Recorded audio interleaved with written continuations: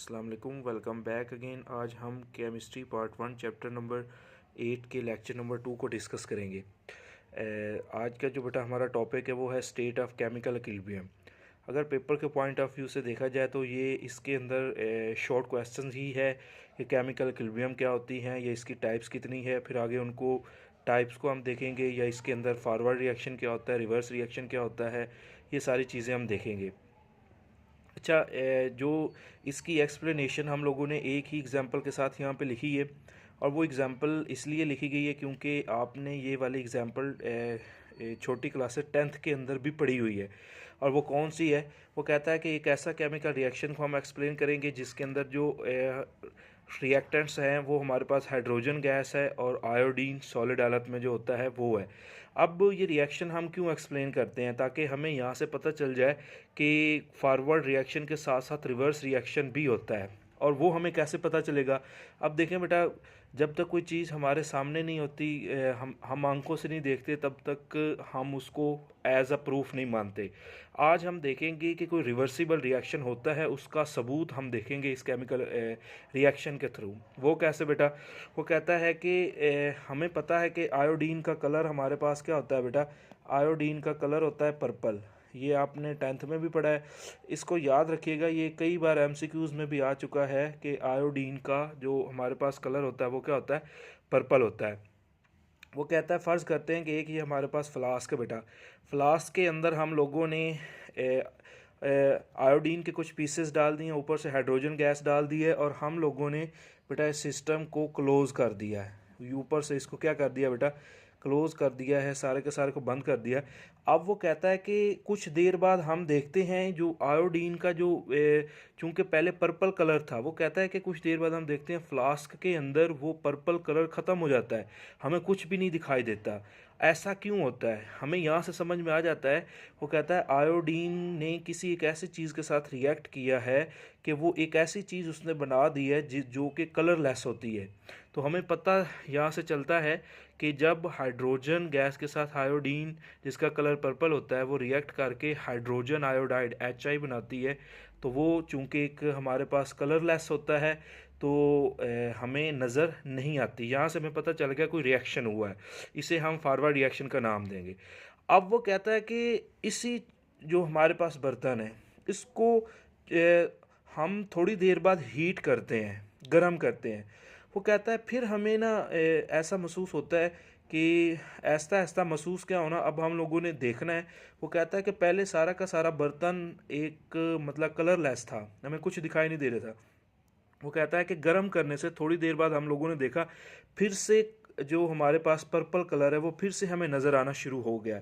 और ऐसा क्यों होता है? अब पर्पल कलर का दोबारा से अपीयर होना इस चीज़ का सबूत होता है कि फिर से आयोडीन इस मतलब फ्लास्क के अंदर बढ़ना शुरू हो गई है। अब कलर से ही पता चलता है। जब वो कहता है कि कलर गायब होता है, हमें पता चलता है कि फॉरवर्ड रिएक्शन हो रहा है, कोई ऐसी चीज़ बन रही है जिसका कोई कलर नहीं है, जो कि हाइड्रोजन आयोडाइड है।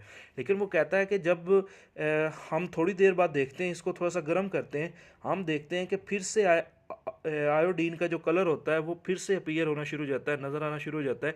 इसका मतलब क्या हुआ कि पहले एक ऐसा रिएक्शन हुआ है जिसमें आयोडीन का कलर ख़त्म हुआ है, उस रिएक्शन को हम लोगों ने नाम दे दिया फॉरवर्ड रिएक्शन का। कुछ देर बाद उसी चीज़ को गर्म करने के बाद वो कहता है कि फिर से आयोडीन का कलर अपीयर होना शुरू हो गया। इस चीज़ को हमने किसका नाम दे दिया?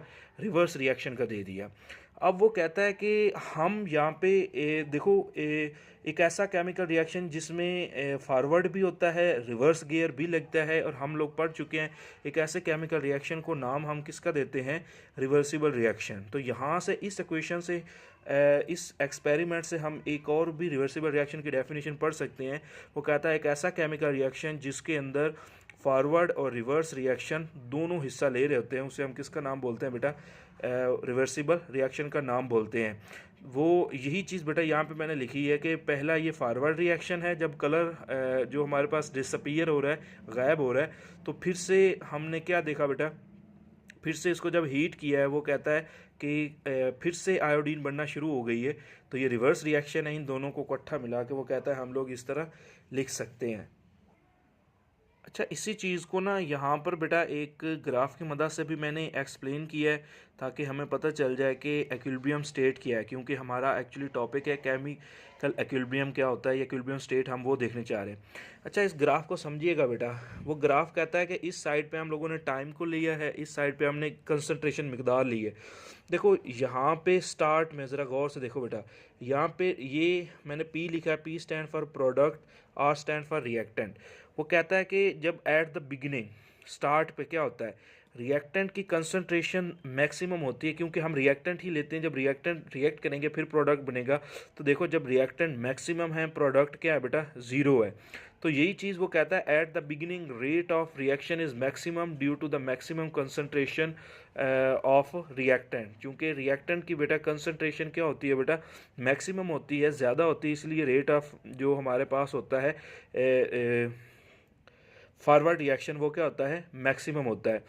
अब देखो जैसे जैसे टाइम गुजरता है, रिएक्टेंट की मिकदार ऐसा ऐसा कम होना शुरू हो गई है, और टाइम गुजरने के साथ साथ प्रोडक्ट की आपके पास कंसंट्रेशन क्या है बेटा, बढ़ती जा रही है।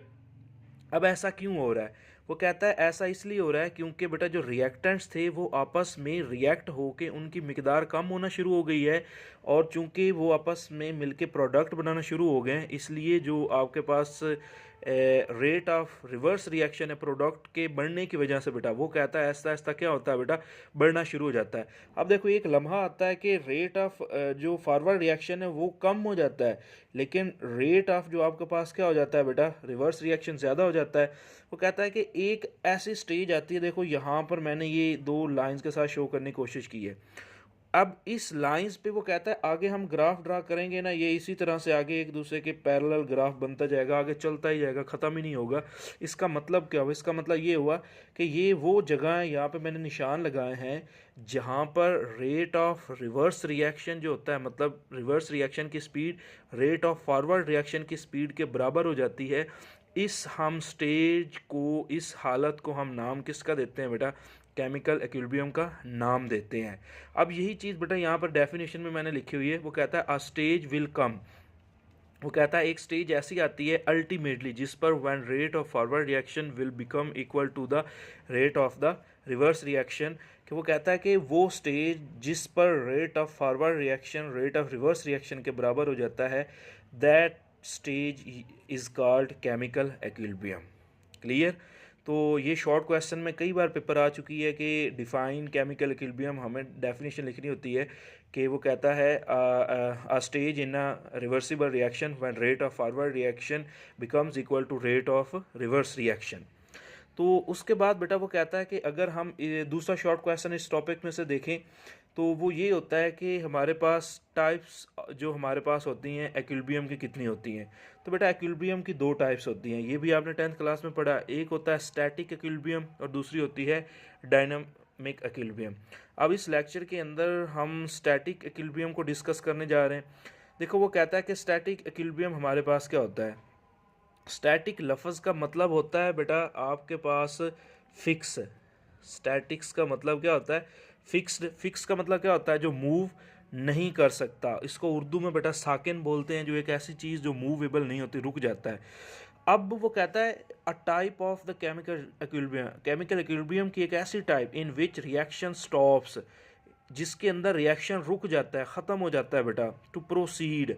प्रोसीड का मतलब मजीद रिएक्शन नहीं होता, रिएक्शन चलता नहीं है, ख़त्म हो जाता है, रुक जाता है, इज़ कॉल्ड स्टैटिक एक्विलिब्रियम। इसे हम स्टैटिक एक्विलिब्रियम का नाम बोलते हैं। मिसाल के तौर पे मैं आपको स्टैटिक एक्विलिब्रियम को यहाँ समझाता हूँ छोटी सी मिसाल के साथ। ये देखो बेटा, एक बीकर है, बीकर के अंदर बेटा मैं पानी लेता हूँ। अब पानी को यहाँ मैं हीट करना शुरू कर देता हूँ। वो कहता है कुछ देर के बाद सारा का सारा पानी क्या है बेटा, हवा में उड़ जाएगा, यहाँ से ख़त्म हो जाएगा। तो जब पानी ख़त्म हो जाएगा इसका मतलब रिएक्शन तो रुक गया।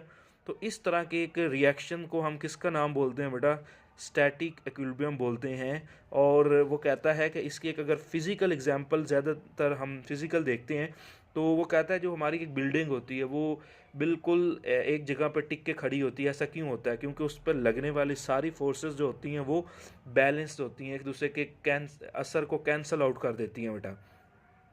तो अब इस लेक्चर के अंदर बेटा हम लोगों ने जो चीज़ें देखनी है, एक तो एमसीक्यूज़ आपने देखना है कि आपके पास पर्पल कलर किसका होता है, आयोडीन का। HI का कलर कोई नहीं होता बेटा। उसके बाद आपने ये डेफिनेशन बेटा पेपर के पॉइंट ऑफ व्यू देखनी है, केमिकल इक्विलिब्रियम की डेफिनेशन है, ठीक हो गया। उसके बाद बेटा static equilibrium with an example, ये आपने 2 शॉर्ट क्वेश्चन और 1 MCQs इस लेक्चर में से पिक करना है, और केमिकल इक्विलिब्रियम की दूसरी टाइप को हम इंशाल्लाह लेक्चर नंबर 3 के अंदर डिस्कस करेंगे।